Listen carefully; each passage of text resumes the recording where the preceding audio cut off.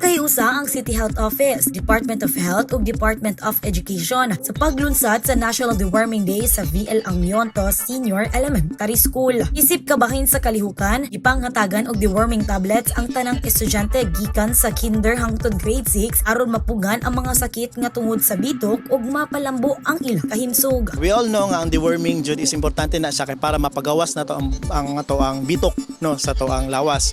Pero kani man gud siya ang usahay nato dili na to ma-realize is that kani mga tabletas nga tong ginahatag man gud even if sa tawag gani kanang ma-serve niya function even if simple lang siya nga intervention, but actually this single tablet can actually help no in investing the future of this single child.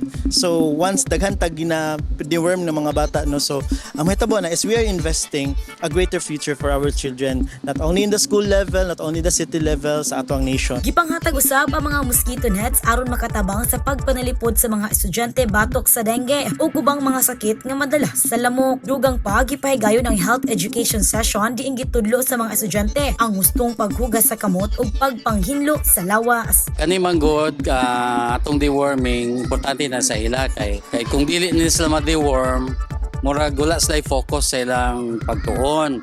Kanya isa pod nga ang ilang health ato pong mabantayan. Kay kay balo man ta nga mga pagkaon nila wata kabalo para bagyod sa ila or mga junk food silang ginakaon. Mo nang pasalamat mi sa City Health, sa region, sa programa nga deworming. Magpasalamat lang ko sa government na permitted jud sila ga-give og free na mga pa-deworm human kanang nag-care jud sila sa mga tao diri sa Pilipinas. Kabalo jud sila na dili pwede magkasakit ang mga bata o mga tao po diriya. Pinaagi sa mong inisyatiba gipaligon ang paningkamot sa gobyerno sa pagpauswag sa panglawas sa mga abatan-unan. Pinaagi sa preventive health programs o health education. Para sa Madiu Davao, ako sa Lawrence Gloria.